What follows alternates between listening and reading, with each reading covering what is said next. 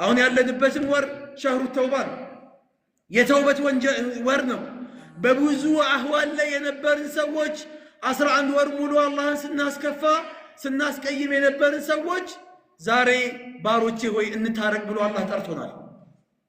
ዛሬ ባሮቼ ሆይ በቃችሁ ኑ ብሎናል። አይደለም ኑ ማለት እኮ ይኸው ጠራን እኮ አላህ እኮ አዛኝ እኮ ነው። ወላሂ አላህ ሩህ ነው። እንደምንሰራ ወንጀል ቢሆን ኖሮ እንደ ጥፋታችን ቢሆን ኖሮ ዛሬ ቆመን የምንሄድበት ሞራል ይኖረን ነበር።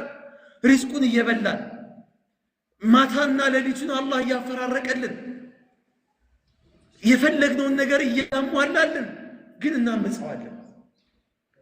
ይሄ አላህ ነው እንጂ እንደ አላህ ማን ቻያለስ?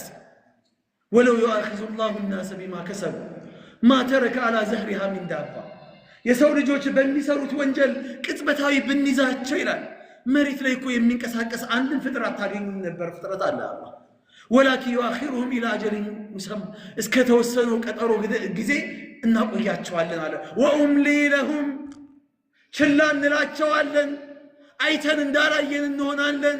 ኢነ ከይዲ መቲን አለ አላህ። ግን ከያዝኩ ግን አያያዘ ግን የበረታ ነው አለ።